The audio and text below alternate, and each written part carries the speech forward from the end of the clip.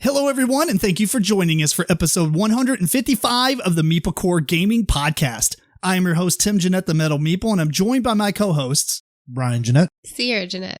And in this episode, we give you our thoughts on the board games, Timber Town, Up or Down, Creature Caravan, and more. Enjoy the show!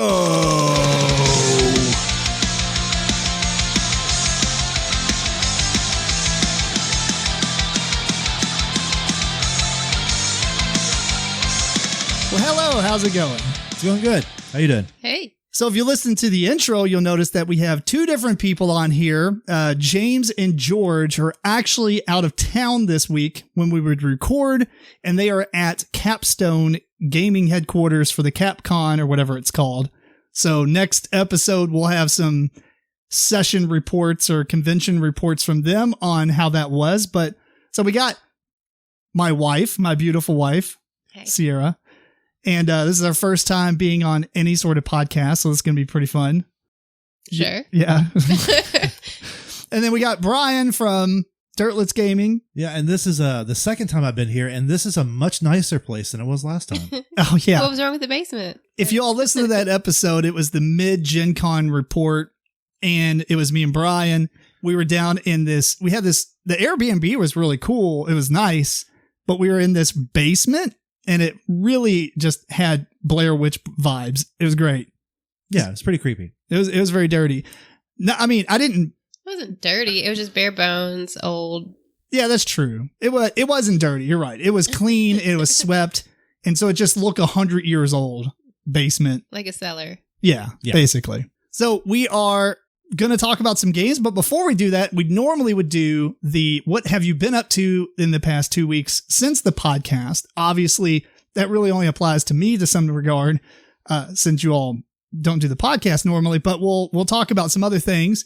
For one, Sierra and I have been playing some Board Game Arena. Actually, we've been playing a lot of Board Game Arena. Yes, that was my gift to Tim for our 3-year anniversary. A little bit early, but I knew we'd get good use out of it. Yeah. What have you been mainly playing?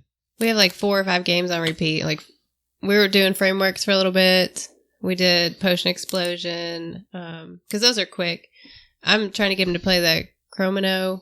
He's not really a fan. I like it. It's like Chronomino or something. Yeah, like I grew up playing dominoes, but it's like colors instead Oh, of nice. Instead of pips or whatever they're called. We've been playing Castle of Burgundy. Yeah. With Rhonda. I played 1 game with Jason. Oh, did you? I think we played Framework. Oh, that's cool. I think. Yeah, we played a bunch of Framework. We played... Chop the veggies. Yes. Veggie Veggie dice. Oh, I have diced that. veggies? Yeah, diced veggies. Yeah. Yeah. I literally think I'm going to buy a small little cleaver for the real game, so it's a lot easier to separate the dice. Yeah. Like a sharp one? Semi-dull sharp. Just, Yeah. there goes a finger. And I will Game over. I will say I'm behind on everybody, but I finally did play Castles of Burgundy about 3 weeks ago. Yeah, and you got the new version of it, right? Correct. But you don't have all the extra miniatures. You just have the castle miniatures. No, I don't have that either. It's the okay. It's the 20th anniversary, I think, like collector's edition, but it's literally like just it's called special edition, I think. Yeah. But the it still has the old designs, so the smaller shaped icons on all the tiles. But I think we've played it 4 times. What did Mel think? We love it. It is a really fun. Yeah, it's a really fun 10. game. I do like it a lot, actually. I just like that I feel like every time you play, it's a little different because the board could be different. Board's different. The ones you get. I the like dice. I mean, obviously your dice. I like game. Yeah, I really like games where it's different every time you play. Yeah. We had talked about that on the podcast like a few episodes ago, and the miniatures are just not necessary. It is so... The one we played, actually, we had the castle miniature. So you would put your castle down, but then replace it with a miniature. That looked okay. I mean, that's not that big of a deal. It was kind of fancy, but could you imagine replacing all the buildings and stuff? Like, that's crazy. Because your tiles sit off to the side, right? So you can cross-check which ones are what. You're drafting, you're buying the tiles, and then you're just strictly looking for a miniature of the building to put on your actual player board. Yeah, I think I would get the standard special edition and not the hex replacement that has all the 3D elements. Yeah. So after we played the special edition, we actually busted out our old copy of it, and it's like it's fine. Like if I came across the 20-year anniversary one or whatever for a decent price, I wouldn't like not consider it. Right. I don't know. I mean, it's the same game, although that one has like expansions and stuff, and ours is the one that was before the anniversary one. Mm-hmm. I guess there's just tons of anniversary editions, but because there was like the very beginning one, and then there's the one that had the keys on the front, and that has some expansions in it. Mm-hmm. We don't have that one. We have the original. And the one I have has the trade route stuff in it. Yeah. Yeah. We haven't played that yet. We've just tried to base first just to see what we thought about it. But the next time we're going to add that or the key little like shaped icons. Yeah. We played with the vineyards. Yes. Did you like that? I don't think so. Question mark? It was just there. Impressed. Yeah, I wasn't really impressed with it. Yeah, it was just there. You don't really need to. I feel like the game already has enough going on. It's kind of how Viviculture was. Once you start adding a lot. I still haven't played that. I still love that. Game's actually really good as well. I really want to play it. We own it. I know we haven't got to the table. Yeah. So we played Cromano. How do you say? I don't know. It's like Domino, but Cromano. Yeah, I guess it's Cromano because it's colors. Potion Explosion. We played Chocolate Factory. Sierra did not like that game. No. I just went through the motions to get it over with. I was like, load and push, whatever. And she still almost got close to my score, which was kind of sad. Yeah, I didn't even put any thought into it. That's funny. I was impressed with myself. Yeah. Oh, and harmonies. We played a lot of harmonies. Oh, yes. What do you think of that, actually? Let me rephrase it. What do you think of it in the Board Game Arena setting? Because I've only played it for real. I haven't played it on Board Game Arena. I really like it on there. Yeah, I think it's good. Yeah. It's good. I had played it on Tabletop Simulator prior a few times. Like, that's just like playing real life, right? But on Board Game Arena, you have this, like, the 3D element is almost lost because it's 2D at that point. But at the same time, it's still not... It didn't cause any problems. It's a fine experience. Yeah, it's a good game to play. Yeah, I like it because it is a very heads down solitary kind of game, but it's very relaxing, oddly enough. It's weird. We like it. And the artwork is amazing. Mm-hmm. Yeah. I mean, you're not really focused on the art of the cards, but if you look at them, it's cool. I think, the only, not to get on a tangent, but the only weird thing about that game is a little board where you select what pieces you're getting. What is that thing? I don't even know what it is. You know what I mean? Like, it looks like it might be an arrow or a flame, and then it just has like, it thematically doesn't fit for me. Like, it doesn't make any sense. No, it's almost like they're treating it like a compass type of design, but it's not. So I don't really know. Question mark? Yeah, I have no idea. But other than that, yeah, I mean, that's... We played that dual game with the cards. The one we're playing right now with Rhonda. But we played the Dartmoor. Oh, Forest Shuffle Dartmoor. Yeah. Yeah, I like it. It's really good. We played it right after Gen Con, and then we've played it probably 6 or 7 times, I think.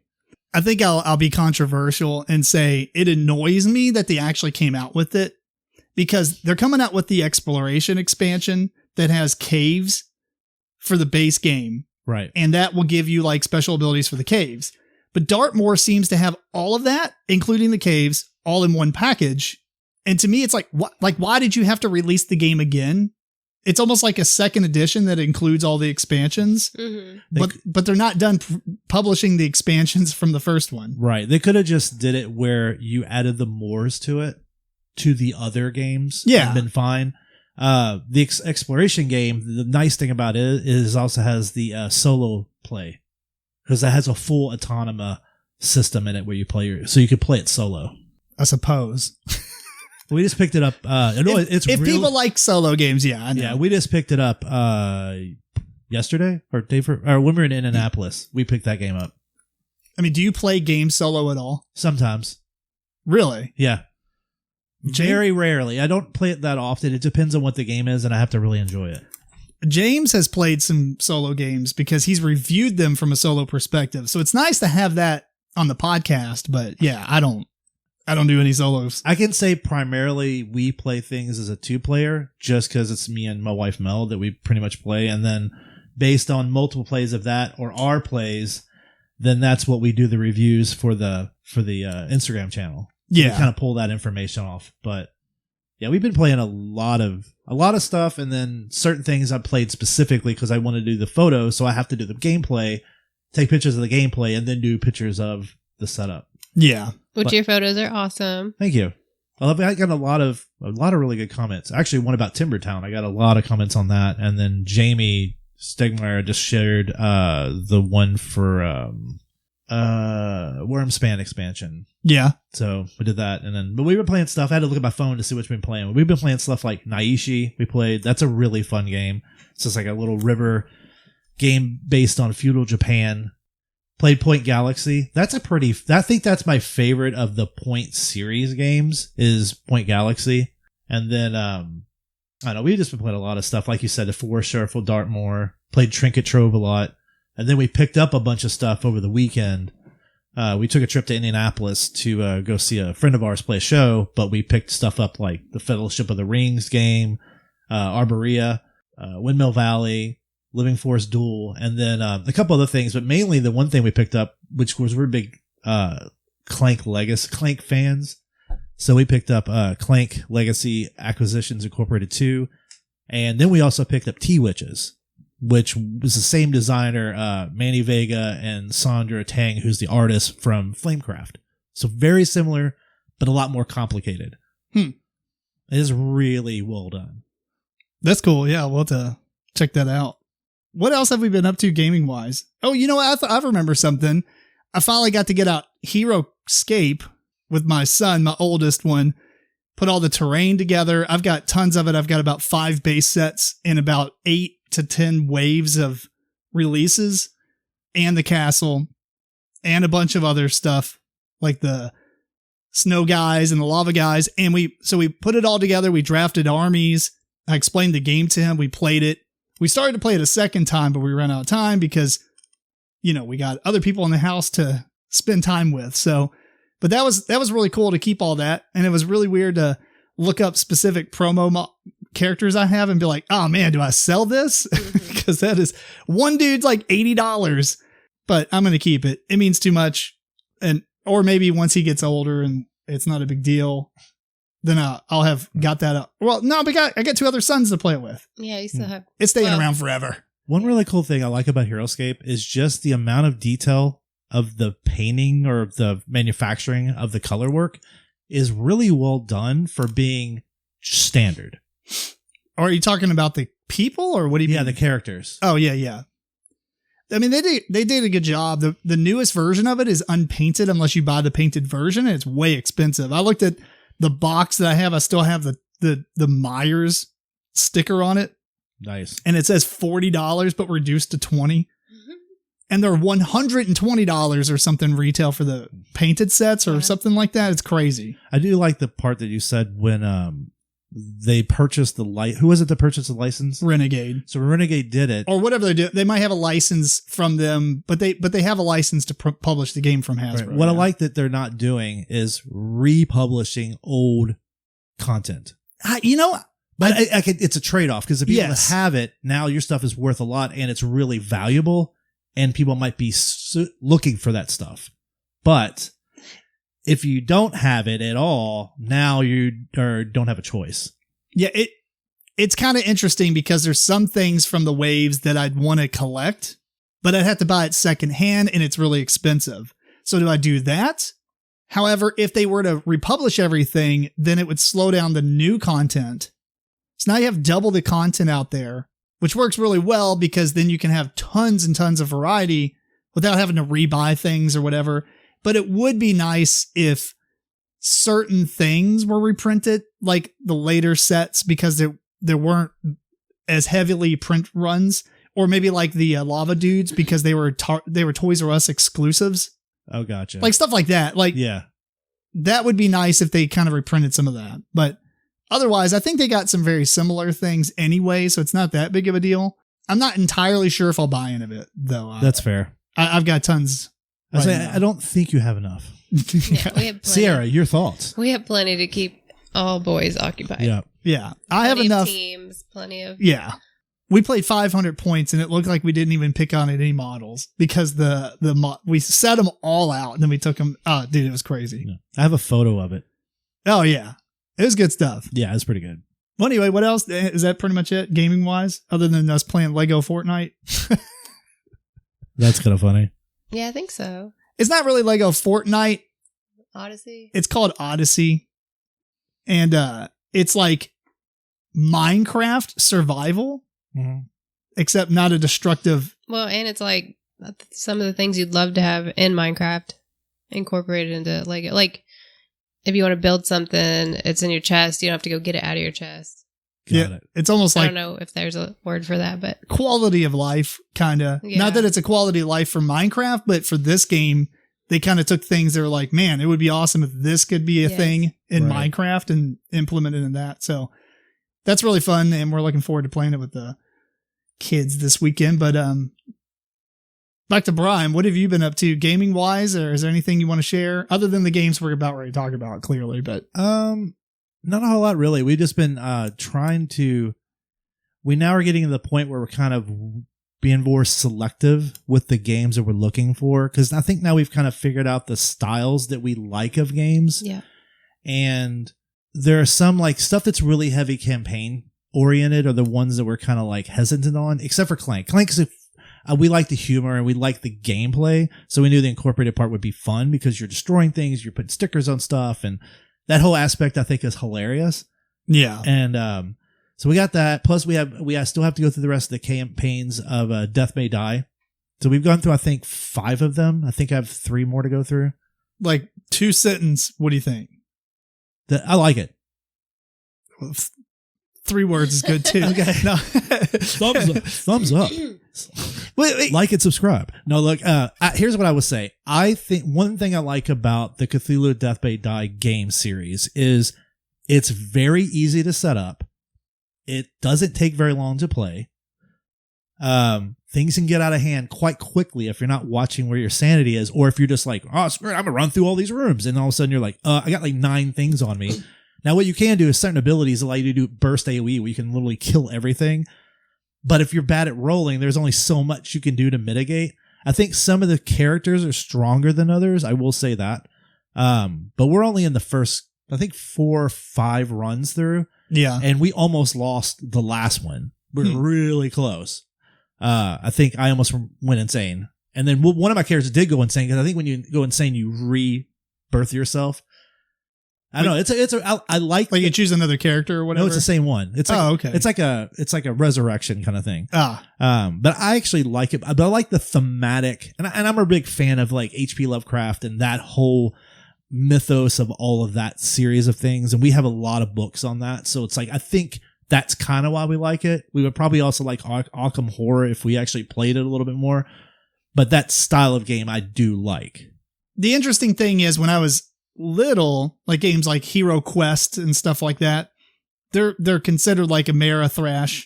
You know, it's very lucky based, lots of dice, run around, attack bad guys, like dungeon crawl types of stuff. And interestingly, as I gotten into board games on the like in the mid 2000s or whatever, I started to like the very strategic games. And I don't mind luck. I like luck as long as it's not. It's weird to say that as long as it's not a dice fest, because I like push your luck games, but I feel like that's a different category. Yeah. You know, so like to me, the dungeon crawls are fine, but the problem is there also is a massive time investment in them, because typically you're not sitting down and just doing one session, or you can, but then you're like, man, we're missing out a lot of this game, because you don't see it until you start going through the scenarios and stuff like that. So, right. Especially in that game, it's basically you do a scenario, it tells you here's how you set your map out, here's where all the bad guys go, here's where the fires go, here's where everything, the portals are, and then you play through the entire scenario and complete it. Then you take everything off. Then it gives you a new map. You set everything up a completely different way. So they are completely new maps every single time. Yeah. But I also love the way the game's modular, because you can just go, I'm going to pick this main god that I'm going to kill. I can't remember what they call it in the game, but I'm going to kill the main guy, and then the scenario, and then I'm going to combine those two together. So it doesn't matter. You just pick anyone you want. You can make anyone from different series too. Yeah. Which is kind of nice. But I think in that game, the little bit of randomness works. But personally, we really like games that are more Euro style, or games that are like pretty like Terraforming Mars and like Ark Nova and stuff. Really big deck builder type games, or not deck builder, but you know what I mean. Those type of games. Those are more a favorite. The one game I'm really interested to play, because I grew up playing Myst 2, things like that. He's gonna say Vantage. Yep. I'd like to play that. I'm not gonna buy it until I play it, and I'm not even sure I would be something I'd buy and keep. You can borrow mine and play it. Yeah. Sierra, did you ever play those point and click games on computer where it's like, here's a scene and then you're clicking things and collecting items or whatever, and then going to the next scene? Or it's like a choose your own adventure book. There's 1,500 cards in the game.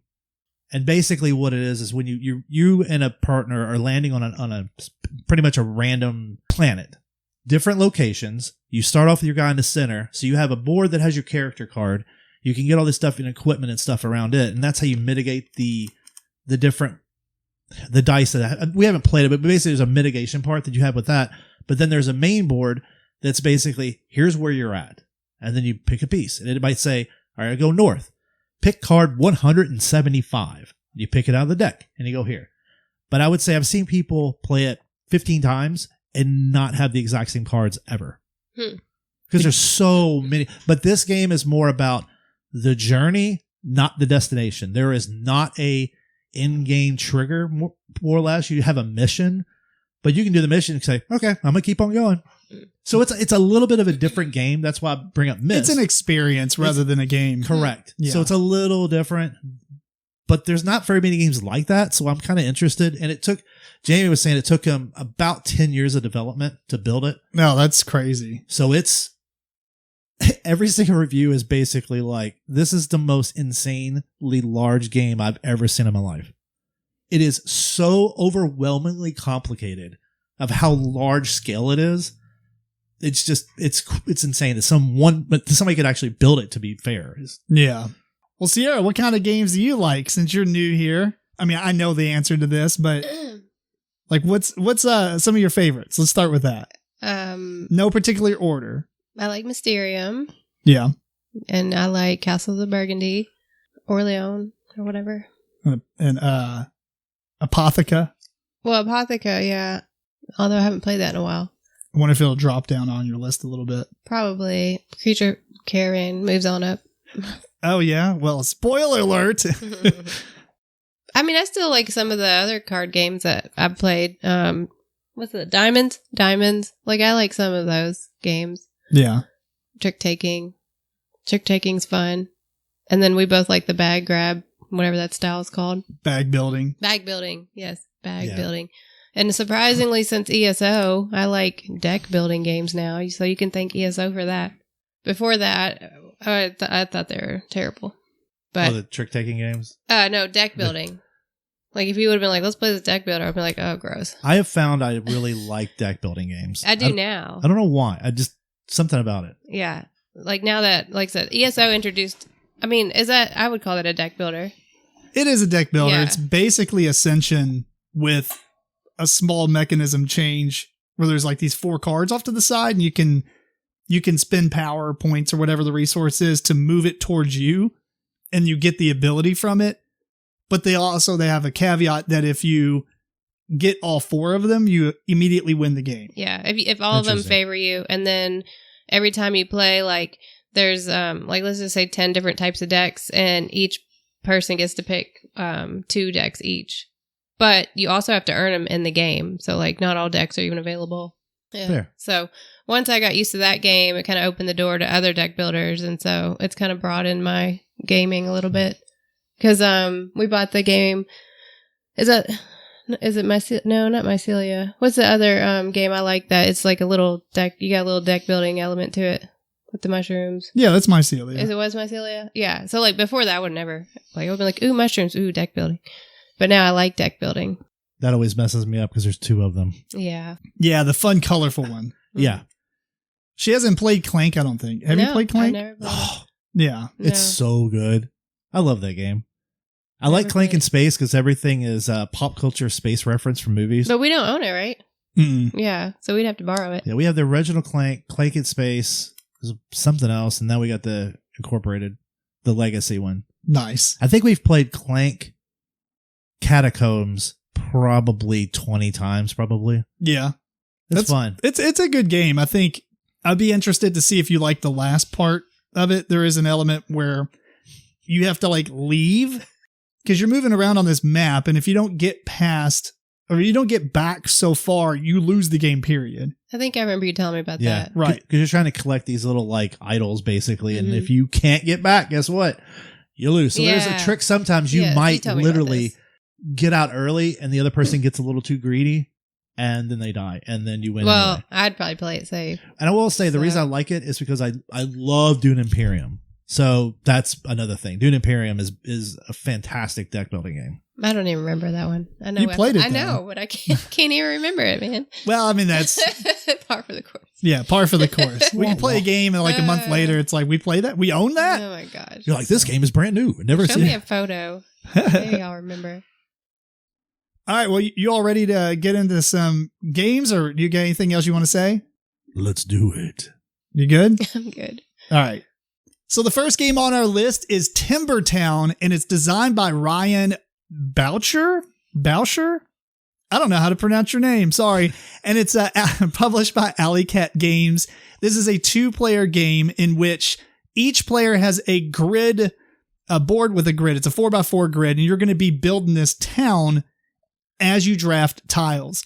And in between you and your opponents, there are 4 river boards that can hold 3 tiles. And effectively, that's the drafting mechanism. So the first board's going to get populated with tiles. Each player will draft a tile, put them on their main board. The caveat is, though, as you take a tile from a river board, it must go in the same corresponding column. So there's 4 columns on your board, and there's 4 river boards. So the idea is you want to wait for tiles to draft or drift down the river so that you can place them in later columns. After each player has drafted a tile, you do just that. You will take the far right board or whatever orientation you're at, the furthest one away, and you'll put it in the front, push the river tiles or boards down, and then flip out new tiles onto that newly moved board. And that's going to show you like the tiles floating down the river. I mean, that's like 99% of the game, other than at the start of the game. During setup, you will choose all these different scoring cards. There are 5 different color scoring cards that have multiple cards to them. So like the blue one, for instance, all of them have 4 cards in the base, or at least in this, without expansions. Not that there is any, but just simple, come in the box. There are 4 of each color. You will shuffle and just pick one. There's also 2 that are static for every game. So you essentially have 7 cards that will dictate how the game is scored. Each of these cards represent are pretty much pointing at one color tile. So the blue card is talking about the blue tiles. The green is talking about green. And each of the cards for those colors have a very similar style of scoring, but they are like, for instance, green might be like, don't put a green tile in the same column as a green tile or same row as a green tile, or you want them in the corners or stuff like that. You kind of want them away from each other. Whereas yellow might be more contiguous areas of yellows, give you more points. Or, maybe there's another one that I think it's like points and then negative points, then points and negative points. So all kinds of different scoring mechanisms. We'll touch on anything specific when we start talking about the game. The only other things that I will say is there are a few tiles that will give you special abilities, essentially. There's these little tokens that you'll get. There's a boat that will allow you to kind of delay your turn. You don't actually take the tile, but you put your boat on the tile and claim it. And it's reserved, and it's locks it out from the other player, and it allows you to skip that tile for now and let it drift down the river farther. So maybe you want to put it in your last column or whatever. There's also a crane that will allow you to bypass the placement rules. And then there's like these little beaver tokens that you can run them from left to right across your map at the end of the game, and they score points. Other than that, you just keep playing until I believe until all the tiles have went onto the river, or somebody has completely finished their grid, and then that's triggers the end of the game and such. And then you count up the scoring just by going through each of the cards and seeing who has the most points. So with that being said, Brian, you want to start us off? Tell us something good, bad, moderate. What you're the art guy, so what do you think about that? Oh, so yeah, so it's funny because on Tuesday, what's the day? 25th? I don't know. I can't do math.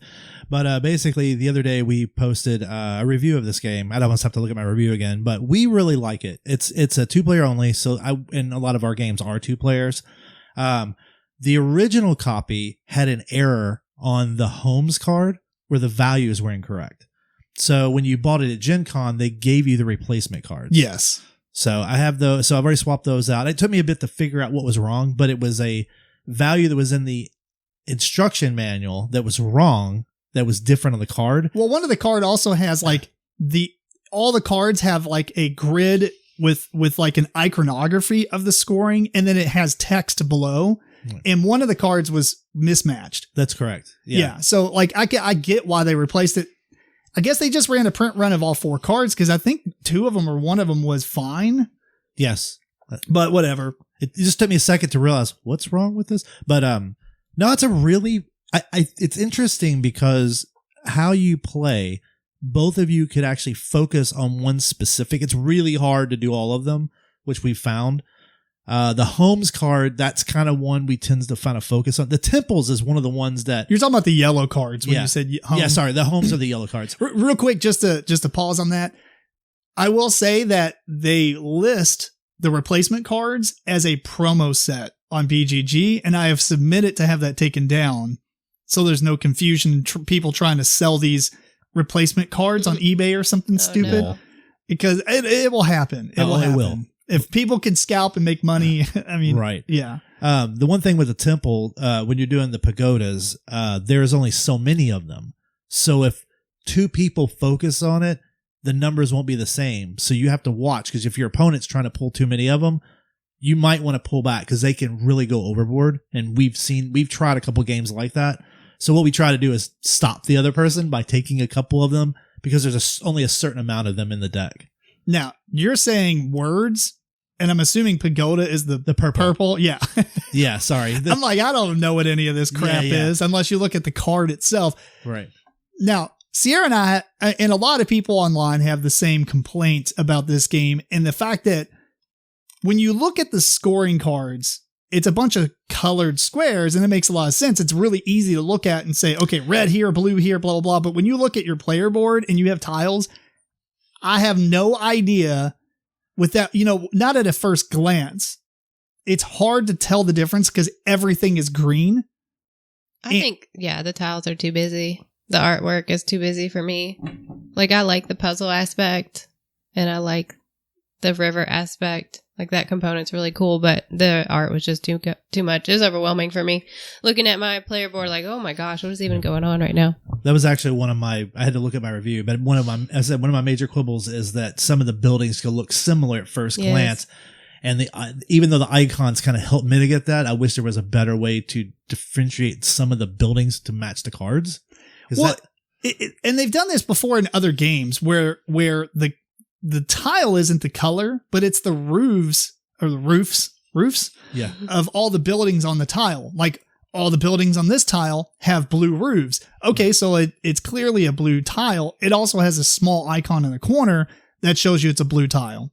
However, if they would have made it bigger, like the actual building takes up more of the space. It's just drowned. Like, to me, I'm looking at this green tile, and it's just the little green tree is just.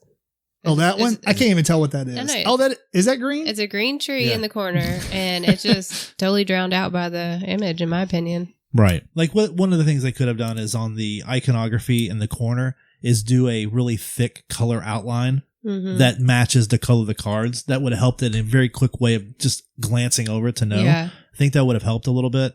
I did actually appreciate the isometric style because a lot of tile games are like straight down. Yeah, like you're just seeing the top of something. Right. That was something we liked a lot, was just the isometric like feel to it. And the style, we did like the artwork, but it's interesting. It kind of almost has almost like a digital game kind of feel to it, which is kind of cool. A digital game? What do you mean? Like a mobile game, like a or mobile something? game. Okay, Yeah. like the art style. Yeah, the art style. And I think it kind of leans because of that isometric approach. I think is why we kind of got that vibe.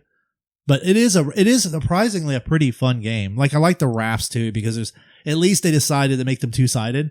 So when you lay them flat, you can see what color it is. So you have one that's red side, blue side on the other. So you don't have to have a whole bunch of extra tokens. It's the same one you can reuse. Well, right, because there's only 3 tiles in the game that gives you the extra ship. Right. And so, like, instead of printing, like, having 6 tokens come in the box, it just comes with 3, but they're double-sided, essentially. Right. So it makes sense, but you don't get to stand them up, which is sad. Right. They are nicely made tokens, though. I will give them that. They're really nice made. Well, on the previous episode, or maybe the one before that, we had talked about games having screen-printed tokens, and that is awesome. Like, screen printed tokens are absolutely deluxe feeling, but I can't imagine, I don't know for sure if it would be a stupid amount of money, but to me I feel like it's worth it to have screen printed tokens. It's worth it. I mean, and another thing too, this game is a relatively small box game. Well, it's the same size of all the Mayfair and the Cosmos 2-player game lines. Happy Home is the same exact like size. Targi, stuff like that. So it's a 2-player box, traditional size, just like you would say like a Ticket to Ride box or whatever. Right. Which is nice. I mean, you can take it with you and stuff, but and the cardboard's really thick, which is nice too. I like that. Yeah. So what do you all think about the scoring? I go back and forth on it because I like stuff that has a lot of different scoring mechanisms that change with the game, like for instance, cartographers. But I feel like in this game, even though you switch out all the cards, I'm really just playing the same thing. Like to me, I didn't feel that massive of a change in the way that the scoring cards interacted with each other, or not even interacted, but like synergized with each other. That's a valid point. And I don't really mean that as a negative. It just means that like, okay, cool. Like now the greens have to be in a corner instead of in the same column of each other. Okay, whatever. Right. They're just, I think, what is it, 4 or 5 variations of each one of the cards? I think it's 4. And then each one of them are basically the same thing. So like parks might be, they got to be in the corner. Well, no, this time you got to be in the corner here, but the other one has to be in the middle, and then, or they can't be in line of sight with each other or something. And it's like, they all kind of score, like you said, very similar on each one. They're not vastly different. It's not like they took the way the temples score and now the workshop scores, the blue cards score like the purple cards. So there's not a weird like... Yeah, they each have their own theme. Yeah, they have their own thematic scoring type of thing. Correct. I almost wonder if it'd be easier to just, if they had 4, you picked 4, so the scoring was not as wide, and then you would have something completely different each time. Right, like just have like 5 different color boards, and then you would just have all these different scoring mechanisms. You shuffle and just throw it out so that blues work this way this game. Correct. Yeah. I mean, the only problem with that would be like you would have overlap and like one's a contiguous area and another is a contiguous area. Because I think they make it to where like yellow is contiguous areas, and then purple is like whoever has the most. Green is like try not to make them anywhere near each other, and blue is like the diagonal type of stuff or being next to a bunch of different tiles. So like I kind of get why they did it this way. It's just, to me, it doesn't seem very different when you play it each time, even though the scoring is completely different. Yeah, or not completely different, but it's like new scoring cards. What we started doing was we would pick one and then we'd pick another card. Like, what's the one that would be the most obnoxious to play next with this one? And then we'd select that. Then we'd select another. So we would tailor it to make it either harder or easier. That seemed to kind of fix a little bit of the randomness. What do you think? Anything else? I don't have anything. I personally think it's a fun game. We've played it probably 6 or 7 times now. Yeah. It's pretty easy to set up. Takes more time to balance the tile heists, because you have to do 3 rows or 3 columns, but no, it's pretty easy to set up. Yeah, I just wasn't a fan. It's a quick game. I think if you're not, I don't know. I lean on it as it's a great game. It's a game that will sell, and I think a lot of people will enjoy it. But I feel like it's like not really gateway. It's more like very casual and light, but it has some good stuff going on. And if you're already into gaming and you have a lot of 2-player games, the itch is already scratched, and this doesn't do anything that interesting, even though the river is a cool idea. Yeah. Right. But I mean, I would give it a higher score, being unbiased in my liking or disliking of it, but we're probably not going to keep it. No. I will say the one thing is, for a lot of people that like something kind of like a good cleanser game, palette cleansing game, that's like $25. Yeah, I mean, if you primarily play with 2 players and you play like a heavy game, like you're having a game night together, you play a heavy game and you end with this, or maybe you use it as like a primer. That's how we use a lot of these games that are like 20-25 minute kind of games. Yeah. We use them as kind of palette cleansing, or just get ready. Okay, now we're going to play a bit heavy game. Then it kind of I think that's where these games really work versus becoming your primary game. They just become a filler game you play to kind of get you ready. Yeah. I had to bring up my notes because I totally forgot I actually had notes. One of the things I put was I like the idea of how the river boards have your player color. And so it really keeps track of whose turn it is. I mean, that was clever. It's fine. Although we kept forgetting. We did forget. I was like, That's not the game's fault, though. I mean, it's clear Yeah. Right. whose turn it is. But I guess because your turns are so fast. Yes. It plays quick. Yeah. Yeah, it is quick. It's just not memorable for me. Not enough to be like, oh yeah, let's get that one back on the table. Yeah. I would play it on BGA or something. It'd be a cool Maybe. asynchronous game where you take your turn and then like 3 days later you take your next turn. That's funny. That's the benefit about board games. There's so many different like opinions and thoughts, and I'd want to see it online because maybe they buff it a little bit, make it more like easier to see. Well, I don't think they'll do that. No, I mean, some things they like highlight, when. Oh, that's true. Like they can put like a highlight around it, like these are green clearly or whatever. Like they can do those kind of things online. Yeah, digitally. That makes sense. So, so like, the border yeah. has like a stroke Yeah. outline around Like it. if they did Yeah. something like that, made it a little easier to see. Yeah. I feel like this game would be challenging to somebody that has any kind of color blindness. I don't even have color blindness and it's No. challenging, but That's debatable. oh, Purple and pink. now we're getting personal. No, but that would make sense. Like if you're playing it online, you can click a button that toggles like just solid colors or like a gradient overlay or Mhm. something where you can be like, bam, or here's the color of your board basically. Yeah. Yeah, for me, I think if the icons were twice the size and then had a stroke outline around it, that would have helped Yeah. a lot. Because we did find a couple of times going, what tile is it? Yeah. Especially Is because it you red can, one? especially because you can rotate the tiles. Yeah. So the icon's not always in the same corner. Mhm. So your brain is like looking around for. Yeah. It's just it's a minor thing, but Yeah. I mean, it's something you can overlook and just move on from, but it's more obvious when you look at the cards what color the cards are than Yeah. what color the tiles are. Right. it is. right. It is. And that's what I was saying. When you look at the scoring mechanisms on the scoring cards, it's so simple to look at and be like, bam, purple, purple, yellow, yellow. So Right. well, we've beat that horse dead. So let's, I guess we'll get final thoughts. What's final thoughts, Sierra? It's not memorable. Don't like the graphics. I mean, that's it. Fair enough. That's fair. I think it's a fun little 2-player game for just a little palette cleanser. Yeah.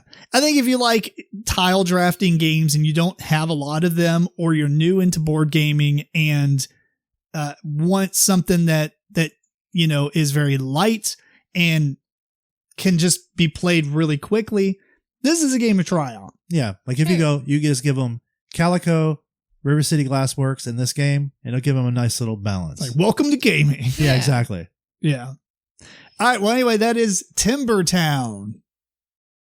So the next game we're talking about in this podcast is Up or Down. This is a card game published in 2025 by Capstone Games, and its designers are Michael Kiesling and Wolfgang Kramer, the duo that have designed multiple games together. And this game is basically about elevators. Anyway. That's fair. Yeah, it's the theme. Anyway, you take cards. All they are numbers and colors, and you will put them in a circle, or 6 of them in a circle, and you put them numerically ordered. And then you'll have a deck of cards face up and a deck of cards face down. Everybody gets 3 cards in their hand. And on your turn, you will choose one of the cards in your hand to play.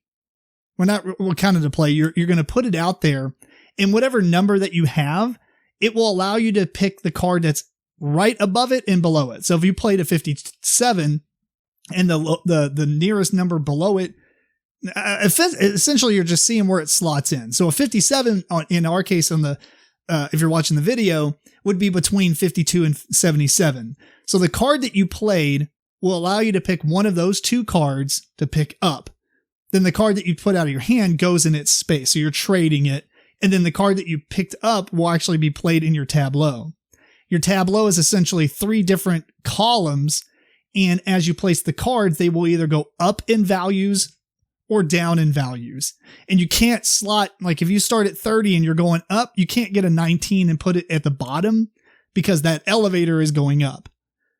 Anyway, you keep doing this until everybody both the decks are dry, and then you played all 3 cards in your hand. So the only cards left over will be 6 cards in a circle, and then you will score. And the way that scoring works in this game is you will take a column, whatever you have the most color of in that column. So if you had 4 blues and there's 7 cards, it's going to be 4 times 7, and you're going to get 28 points for that column. One other thing I'll mention, though, is that if you can't place a card or don't want to place a card, you can burn a column into a discard pile. All of those will give you 1 point at the end of the game. So it's not worth it, but it might be a good reset throughout the game. You also don't have a choice. If you have to play a card. That's true. If you have a card that you cannot play because you get stiffed or whatever you want to call it, then yeah, you're kind of out of luck, and that's just the nature of the beast. Right. The thing I always forget, though, is you still get points for those cards.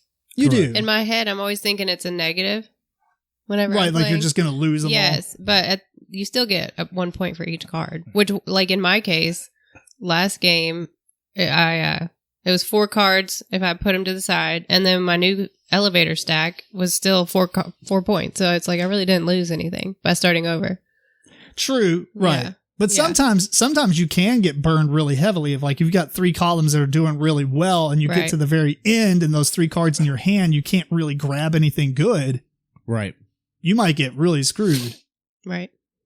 Which is interesting. I like it. I like the idea. Well, let's start with this. This for me is the hidden gem of Gen Con 2025. You heard that here, folks? Like for me, like yeah. It was not at all on any of our radars. Except for me. Was on your radar? It was one of the games I was going there to buy. Well, fair enough.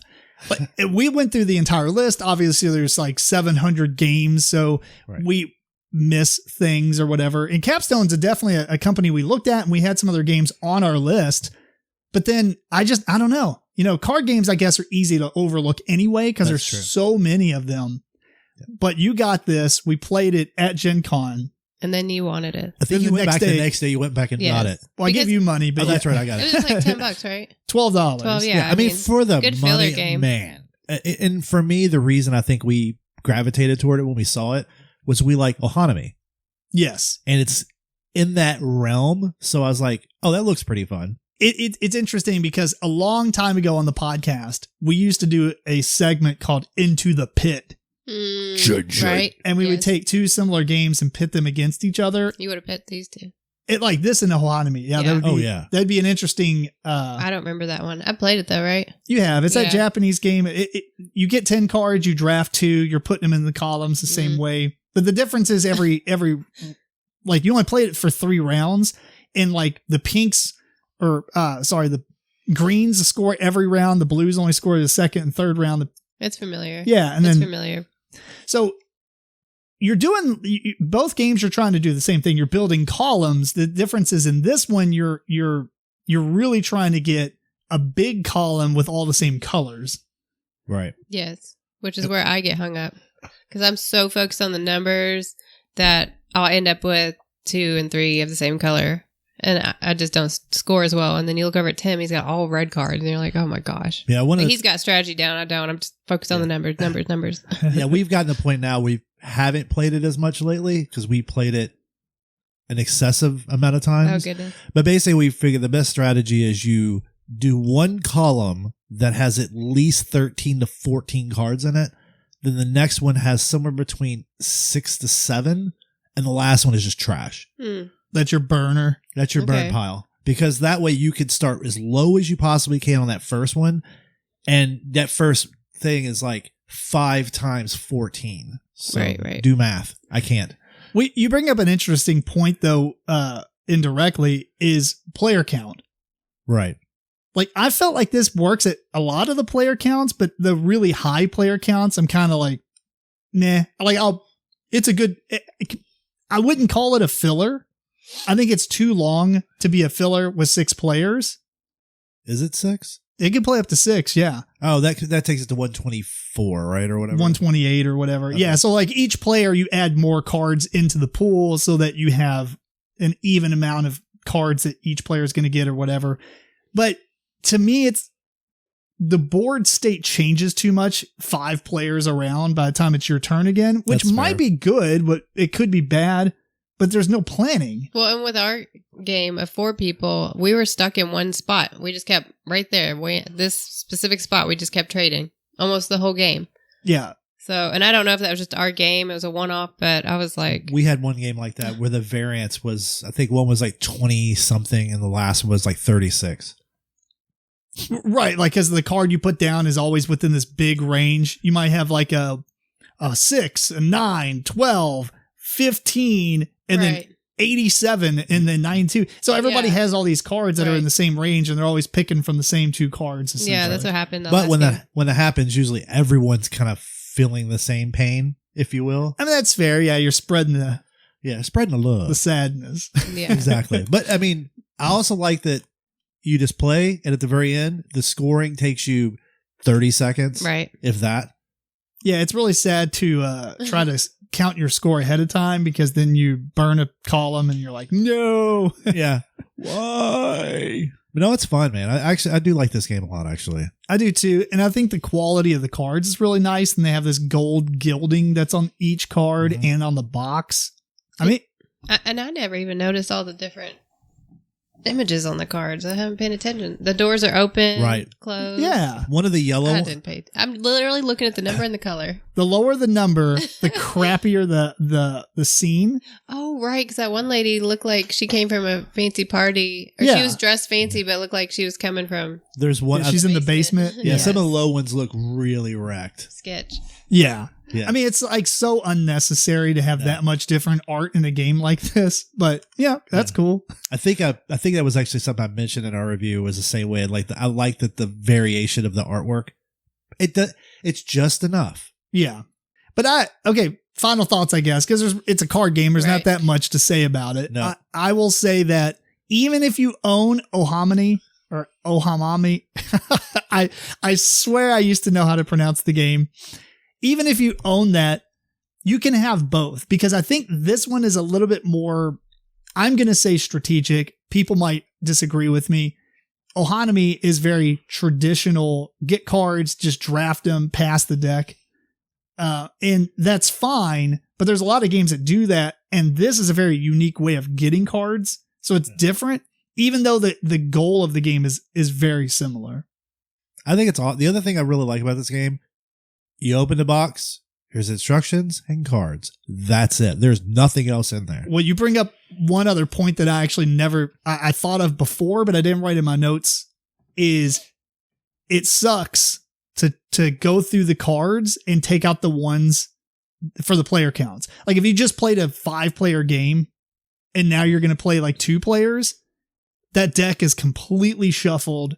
Or a 6-player game, you have all the cards shuffled, and now it's like go through and only pick cards up to like 45 or what, I don't know what it is. But now you're taking out hundreds of cards, and that part sucks.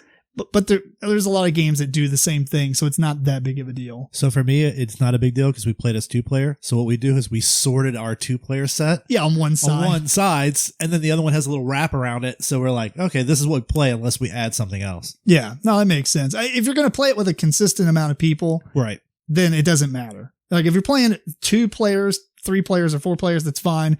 If you're like constantly going back and forth between the most and the least, then it becomes kind of annoying. It's like when you play those deck builders where like now you have to pull out the starter cards to start again. Oh yeah. I will say, though, I think that it's easily mitigated by the fact that when you're done, you just tell everybody help get all these numbers and put them in a pile. Exactly. Then it's ready for the next turn. I don't know. I guess that wouldn't matter because you don't know how many players you're going to play with next. Right. I'm actually quite surprised this has not been done before like this. The game or the way? The game. Because it's not super complex, but you think this would have already been done. Because it's really... I think that about every game that comes out that's innovative to some degree, because there's like 1,000 games that come out every year.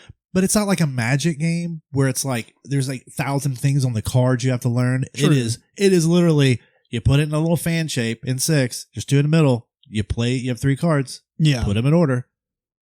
But the way it works is brilliant. Yeah, and I do like the fact that you have an up and a down pile to draft from, so you can get a card that you know what it is, or maybe gamble for something else. Right. So, really well done. What about you, Sierra? Now that we've burned our final thoughts, it's a cute game. I don't really have anything extra to add.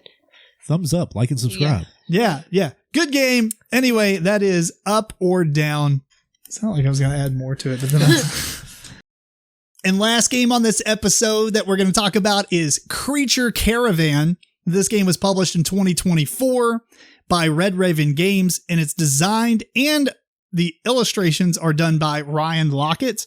This is a tableau building dice placement game that takes place over 12 rounds. And what you're trying to do is move your caravan across this map of the world, essentially.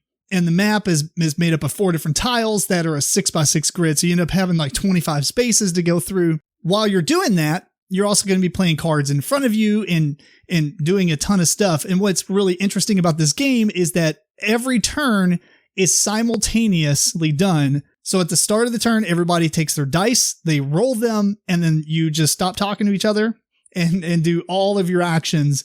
And when you're done, you get to camp. So the actions are done through dice placement. You have a main player board, or each player does, and you're going to spin these dice to activate these different actions. Some of the actions will allow you to draw new cards. Some will allow you to get food and money. Some will allow you to move your wagon across the map. Some of the spaces are, dangerous terrain. So you got to, use more dice to do something like that. But the core of what you're doing is trying to play more cards, because these cards are going to give you new abilities or better versions of the abilities, maybe even some passive abilities such as dice rerolls or extra dice, or maybe even adding pips to certain dice. All the worker placement spots for the dice are a number or higher. So like some of the dice spots might say 5, but you can put a 5 or a 6 there. That's important because I'm going to bring that up later. Anyway, you have a limit of 12 cards, so you do need to choose wisely which ones you get out there. It's really hard to get rid of any cards if you play them, so you need to make those choices. There are some other things about the game as well. There is a trading board, like a market board, which you can trade in money or bags to get food, but also victory points at the end of the game. As you're moving your cart throughout this map, you're going to pick up zombie tiles. You got to spend, there's an action to fight them, in which you put a number there, and it's going to give you a value. And that's what thing on the zombie board, you get to place your marker, and you also get to remove the zombie that you collect. You get a zombie tile that goes on your board. I mean, that's pretty much it. As everybody is finished with their turn, they will camp. Some of the spots on the actual main board will have some special things that you'll get, like these little fruits that you can put on a card that reduces the requirement of the dice down to 1+. And then maybe there's like these treasure tokens that you can pick up to get some resources. And there's like a little tower that allows you to draw more cards. Each player is going to have 12 rounds of this. And ideally you want to make it to Eastry or Astray. I don't know how they pronounce it, but it's East, R-E-Y. Anyway, because at the end of the game, you get points for how many spaces you moved from left to right, how many different spaces you camped in, and you also get a bonus points, 5 points if you get it to the end. Then you get points for your cards and all these other things. So that's the general gist of it. As we bring up some of the things that we're going to talk about, maybe we'll go a little bit further in detail. But yeah, Sierra, you want to start with something? What you got? I absolutely love this game, which is a shock to Tim because half the time we play games, I'm like, boo. I'm very picky about games. When Brian brought this over, he was like, oh, it's like Fantasy Realms. I was like, okay, sure. But turns out the Tableau building and is very like Fantasy Realms familiar. And I love that every time I play it, I feel like I'm just trying to get the best cards, which is a little luck based on what you draw. And just trying to piece it all together. I mean, there's a lot of reading, but I'm okay with reading now that I'm enjoying deck builders. To comment on because Brian brought that up too about the Fantasy Realms thing. Right. While I can see the similarities, don't go out and think this game's going to be like, oh, if I get this and pair it with this type of card and all this. What it really is there's a ton of keywords and you're building, for instance, you might have a giant that says like, you get points at the end of the game plus extra for having more than 3 or 4 giants or whatever. And so you want to start collecting giants, but at the same time, the giant may also have the magic keyword. And there's other guys that have abilities based on how many magic guys you got out. So that's the kind of stuff you're doing.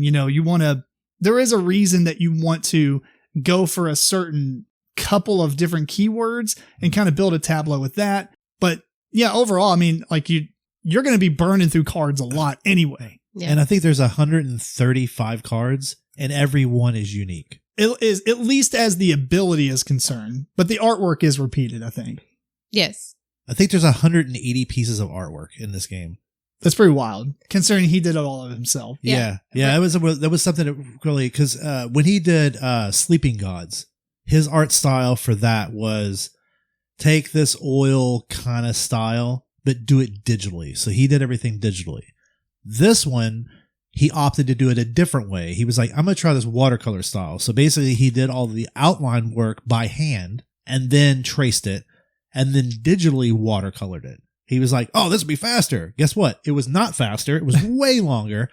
And then he would do certain pieces of artwork where he might have 6 cards on one kind of like panoramic kind of image. And that one image took 15 hours. Wow.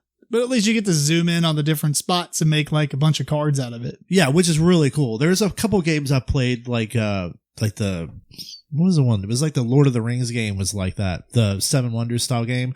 That one has a whole 6-panel panoramic that doesn't tell you what's in there, but you're like, oh, that's awesome. But this game is just, the artwork is very stylized. It's very different. And it's a brilliant game. Yeah. Now, with that being said, it's not without its flaws, though. Oh, of course. I will say that the zombie board is the most underwhelming thing in the entire game. Well, if I pick up the ignore zombie card, I keep it, I play it, and I love it. Because I just want to pretend that board doesn't exist and that there are no zombies in the world. The weird thing is, though, with that being said, because like I was saying, as you move through the spots, the threat spots, you pick up a zombie tile, right? Yes. And then you can also fight the zombies. That's the only time you can go to the fight board, essentially the Ember zombie board, is when you're on a threat space to fight something. And then by doing that, you get rid of a zombie tile. But if you just ignore it and just run and you pick up 5 zombies, 6 zombies, they're only -1 point apiece, which could matter. But in every single game, and we played this a lot, it doesn't matter. Your 6 points would not matter. 8 points would not matter. Most of the time, everybody is not that close. No. And to me, it's like, it's just a shame because even fighting the zombies, you don't get that many experience or victory points at the end of the game. It just seems very underwhelming. I think the fight system could be a lot better. Yeah. And I feel like, the fact that it starts at 5 and 6 and you have 1 die to roll typically, I don't know. I feel like they should have, for me personally, I think it should have been lower. There's also some controversy on the forums with this because in the rule book, it's very straightforward that you can only fight 1 zombie. Ryan got on the website. He's like, oh, that really should be changed. When you go to do the fight action, you can fight as many as you want, which I agree with that simply because you only have 1 fight action. And if you can only fight them on threat spaces, you're not going to do that many turns throughout the game. And so but that's getting to... Well, plus every time you're going to pick up a new one. Right, and then you're going Yeah. to pick up, Yeah, so, right. I do think that if they made the zombies more of a square root style negative points, so like if you have 1, it's -1 point. If you have 2, they're worth right. -2 each. Yes. So if you have 3, that's -9 points. Like the more you get, the more detrimental it is. Right, because Right. then it's like very threatening thing because you got these zombies, what do you get? They're just running around, they're jumping on your caravan, having a party. You're just dragging them. Yeah. The Walking Dead style. Let's go, guys. Follow me. We're going to Easter. Like, to me, I don't know. That Yeah, thematically, it's a little strange. Right. That you don't, like, you're not forced to kill them, and they're not that, you don't really get that many negative points. Yeah. I mean, you could almost take the board out and play it and not even notice. Yes. Yes. Yes. I don't, like, anyone that knows me, I don't like combat in games. So, Wuss. it's not my thing. Oh, We got to kill things. So No. we are going to play Dune Imperium. That game. Well, especially if it's people. Like, I just feel really bad, like, fighting people, like, I'm peaceful. But even if it's in a game, I just don't like to roll and fight. It's just not me. I mean, really, you're just trading a die for victory points. You know, Yes. but you say that, but we played Western Legends and it went completely the other direction. I don't remember this one. well, let's stay on this one. But no, this game, I will say the zombie, that was, I think, one of the few things that we had a issue with. Card draft, I would say that's also a really good thing, is if you can get cards that allow you to mill through the deck, you can literally find the card you're looking for Yeah. if somebody else doesn't take it, because there is only one of each, so you have to be careful. But if you've played it primarily 2 players, I mean, it's much easier to get the cards you want. Yeah. When you're playing like 4 players and everybody's running through the deck, you know, there's like, you have to pay attention to what strategies people are going for, because if they're collecting a bunch of magic and he's collecting a bunch of magic. Well, that's the thing. I don't know what anyone else is doing. That is I'm so true. focused on my own game. That's the only, like, it's not necessarily a negative for me, but it feels like I'm playing a solo game. That's what it was, a head down solitaire type of experience. Yeah. Yes. Like, there's not really, like, I don't even know how they would incorporate interactions in the game. No. But, I mean, like I said, it's not necessarily a negative. It's just, yeah, like, you just throw the game out, everyone does their thing, and, you know, you do have to make sure everyone's trustworthy. They could do some sort of interactions where, you know, if you camp on a space, now that space is taken. Like if there's a treasure token, you know, you camp on it, and You now can it's fight gone. zombies together, too. Or that, yeah. You know? The one thing that we've never played with, actually, is there's an optional rule in the rule book to allow trades. Yeah. What? Yeah, I guess I never told you this. Yeah, we haven't done. I mean, I don't like trading. Although we wouldn't even do it. Yeah, you know I don't like because trading either. you could trade gold and money, and I don't remember if you trade cards, but I've read that. I'm like, nope. You can trade cards. No, okay, sure. But I'm saying, like, I saw that and I was just like, there's no way we're playing with that. Yeah. No, I don't like that either. I'm sure some people might enjoy that. Right. So it's worth mentioning. Right. Yeah. One thing I also like, because it's simultaneous, I like that everyone can fulfill the same requirement on that round. Like with the market, which is nice, versus like, oh, I'm slow, I'm trying to figure out what I'm doing, and somebody takes it before me. And you really almost have to, because if you spend money and you put a token out on like the 3 coin spot, right? And this works for the market board, and this works for the Ember board as well. When somebody puts a token there on whatever column, you have 2 rounds and that locks out. Right. Because once it gets to the bottom and it goes on top, because it basically starts on the top, and then at the end of the round, it drops those tokens down. And at the end of that round, it drops them onto the actual icon. And at that point, that column is locked out. No one else can go there. And you have to pay attention. It's like, oh crap, you know, it almost forces you to change your strategy. But I probably need to do this next round, or it's gone. Yeah, it's like, man, I really wanted to spend that 1 gold to get 3 food and 2 victory points. Right. And that's a really early game thing. But then if you don't do it on the first round and somebody else does, you have to do it on the next round. So that's about the only player interaction to some degree. Right. Now, I would like to see, one of my favorite games is Lewis and Clark. And in Lewis and Clark, you indirectly worry about your neighbors, because if you play a card, it might be like, you know, count up all the red icons on the players to your left and right. And I feel like they can put a lot of cards in this game that would do something like that. Yeah. You know, There's like potential for that. Yeah, it like have a die placement that would say you go there, and like if one of your neighbors has at least 2 magic, you get this reward. If they have 4+ magic, get this reward. And then you're like, well, crap. Sierra's going for a bunch of magic. I'm going to play this card. Or only score points if your partner doesn't have, or not partner, but other player doesn't have something. Right. Yeah. Or... And so it's not a player interaction, but it does make you more concerned with the players around you. Right. The tricky thing would be trying to know what it is, because some of the wording is a little small. So you're like, what it is? That's it? Yeah. But that's an easy way around that. That's not a big deal. Promo though, for sure. Yeah. And I haven't played. But you're only worried about the player to your left and right. So it's not like you're talking about the one to the left or right of you. Okay. In that manner. Yeah. Yeah, that would work. I haven't played it. I haven't gotten the expansion yet. There's an expansion? Yeah, it's called Wanderers. It adds a 5th and a 6th player, and then adds 45. You didn't tell me about this? I didn't know about this. As a matter of fact, hang on. In here, I was like, I don't understand why it didn't come with 5 and 6 players. That's what the expansion is. All right, fair enough. I did not do my research.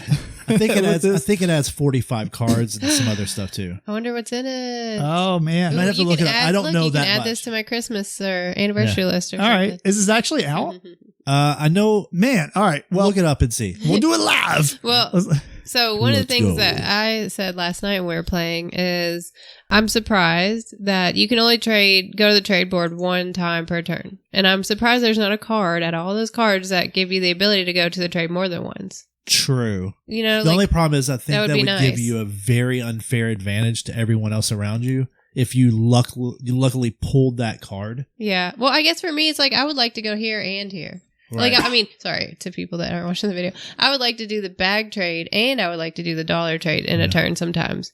So, like, it could be a wording where you could trade one of each. Not necessarily do the dollars twice. It would have to be you could trade the bag and money this turn. Okay, so that's what I'm talking about. I guess. I don't want to trade money twice or bags twice.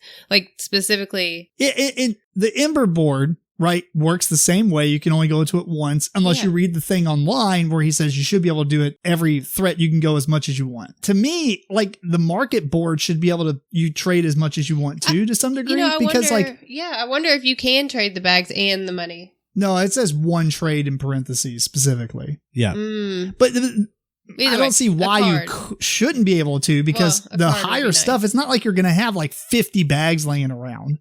Well, at the end of the game, I guess. 26 gold. Yeah, I guess. But at that point, at the end of the game, many of the columns are already locked out. That's true. Maybe they tested it. It was just too overpowered or something weird. But that's one of the things I thought would be cool is a card that you can play that says you can go trade bags and money this turn or something. Maybe it's in the expansion that does add 45 cards. It also adds items that can be equipped to creature cards. What? As long as the creature has the required type. Oh, yeah. So it allows you to get more cards out. It did come for free with the player people who backed the expansion. I think it was the Kickstarter that had it originally. Yeah, I'm not entirely sure if this is actually released to where you can buy it. Can you kick it? Kick it? I don't know. I'm gonna kick it. Kickstart. I did order because he's released he did a new game on Kickstarter. I didn't do the game because the style wasn't what I wanted. But I did get the token set, which has all the wooden tokens for all the Ember zombies that are tokens, and all the other stuff are little wooden tokens and stuff.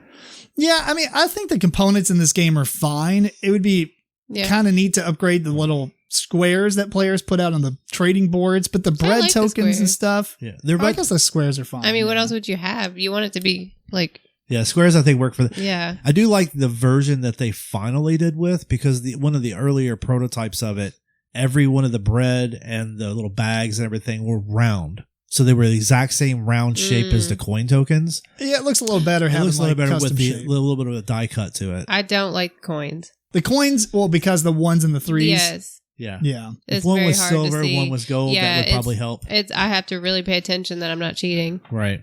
The other thing they changed too is the number slots on all the cards used to be the same. It was a darker color than the color on the pips. It was a very dark blue. It was almost hard to read. So now at least it matches everything else, like the banners and stuff. Speaking of the dice, I'm kind of neutral on those. I like that they're fine that they're wooden. They're a little light because wooden dice are, but I like the pearlescent pips that they have. They're really pretty. Right.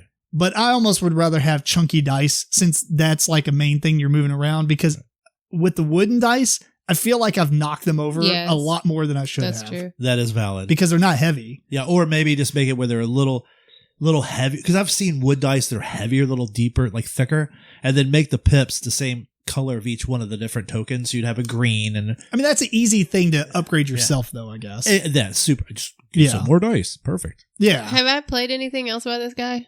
We played Roam, No. ROAM. It's the one where you kind of sit. We'll do that later. But you have played at least one game. Have you played Sleeping Gods? Because that's his other game. She has not played that. Okay. No. I haven't either. I need to. I was just wondering if I might like other games of his. I mean, I don't have a favorite He's got person yet. He has a roster of really good stuff. Do you have a favorite yet? Tim has a favorite. Of what? Game designers or whatever. Yeah. I've done top 5. We've done top 5 game designers, although it's been like 2 or 3 years at this point. What I will 3 or say 4 years is I did the question you asked earlier about the fantasy realms. I actually asked him that exact question at Gen Con, and he goes, I could see that. Just because you're like so many variables and the cards and the way they have to interact with each other. And he was like, yeah, because he actually showed me the production samples for his new game. He had literally got it the day before Gen Con, I think. So he was showing us the production samples for that. So I was That's like, cool. That looks really good. Well, there are a couple more things about this game that I will say are negatives. They're not incredibly bad. For instance, the treasure tokens that you get, underwhelming. Yeah. Like, I've never played a game. Okay, so all these treasure tokens have 1 victory point and a resource, except for some that give you 2 victory points and that's it. I've never been disappointed to get more victory points more in my life because you get a token, you draw this treasure token, you're like, all right, what am I going to get? Maybe I'll get a gold, blah, blah, 2 VP. Wah. Like I'd rather get 1 VP and a bread than 2 VP. That is true. And so like the treasure tokens, I think could have been a little bit cooler. Yeah. But it is what it is. I don't think it's really that big of a deal, but that is something that I kind of put on the negative side. And one of the other big things is at the start of your turn, when you roll your dice, you get 1 free reroll. Mm-hmm. But in order to use that, you have to roll all your dice. You can still roll terribly and have a really bad turn, and that will set you back. I actually forgot about that last turn. The reroll? Yeah. I mean, I had mostly good rolls, so I don't think it mattered, but I totally forgot I could re-roll the whole thing. Right. The whole game or just the last? No, the whole game, I think I forgot. The last 2 games, I forgot we could How many times have we played this? I think I just forgot we could re-roll. I think she forgot you played it before. Well, I think it's the first time we did it, and so it's just like, whatever we do the first play is like locked in my brain. So I completely forgot we could re-roll. When we played with Mel and Eric, I remembered. But then, last 2 times we played, I completely forgot. You can do that. And I know, but like I said, I was getting good rolls, so I don't think it really mattered. Right. It's one of those things. You got 5 dice. As long as you get a 5, you're pretty much like, okay, this roll's fine. Right. Yeah. I will say one thing I also like about what this game does is your cards also are currency.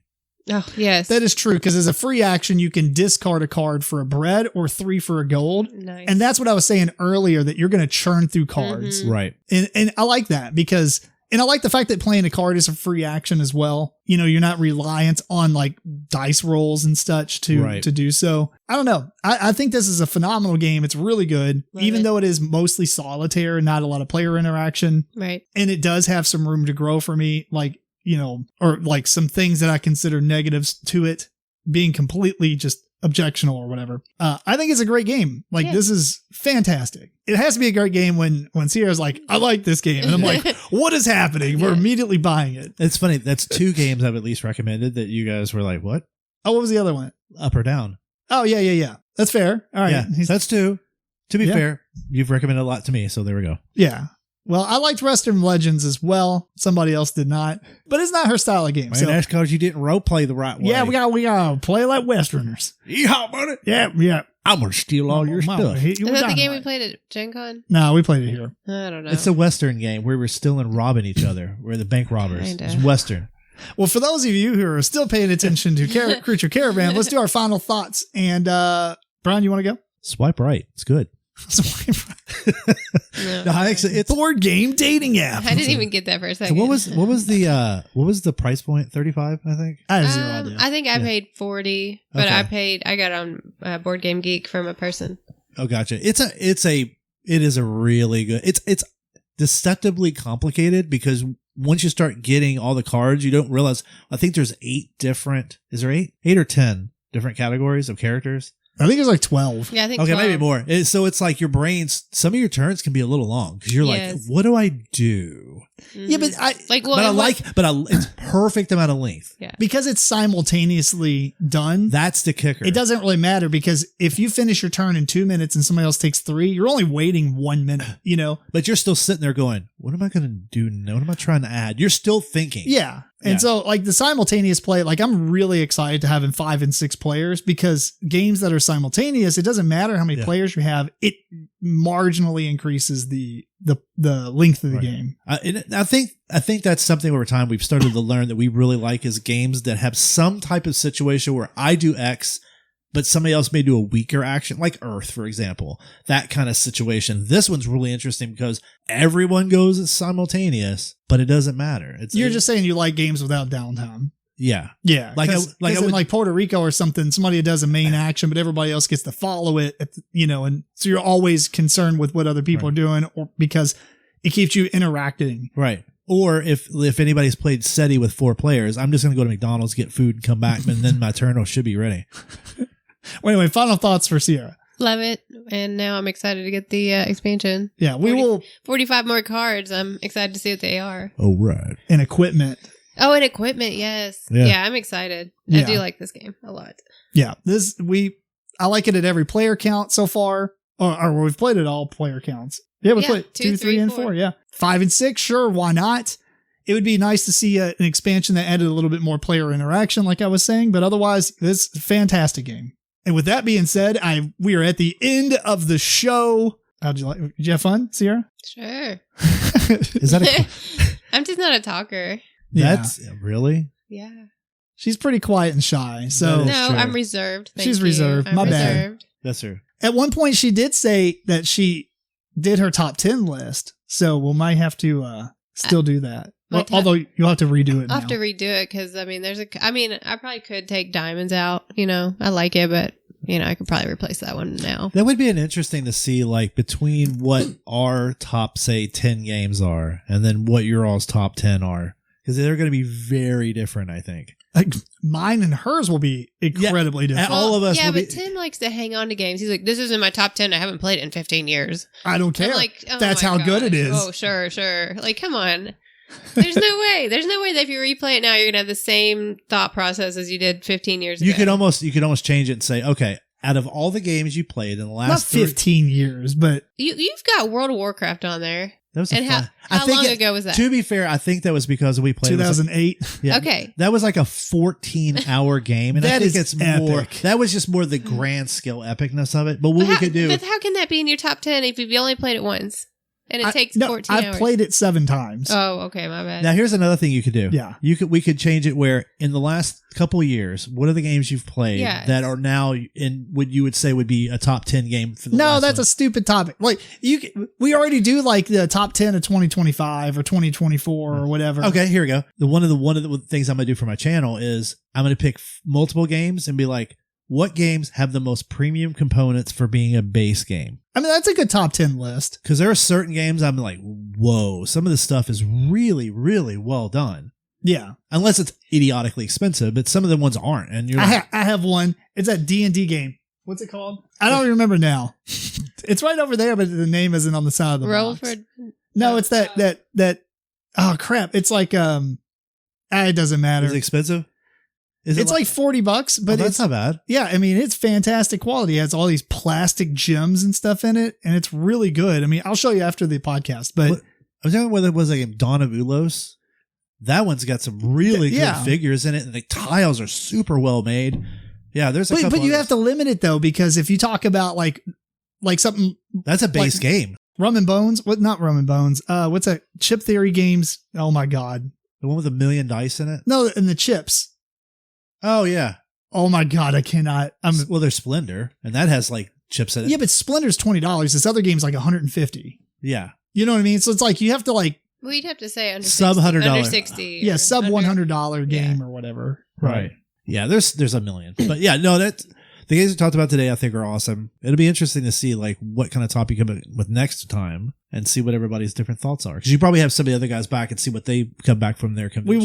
We will. But real quick, before we leave, how can people find your stuff? So you can find me on Dirtlets Gaming and Instagram. We post a lot of cool photos of games, give our own little reviews. primarily focused on a 2-player experience. But check us out. Get some cool stuff. And art. Yeah, primarily it's, I would say like the difference in what we do it is we set everything up, do some fairly elaborate at times, layouts for games, do the photography, more thematic.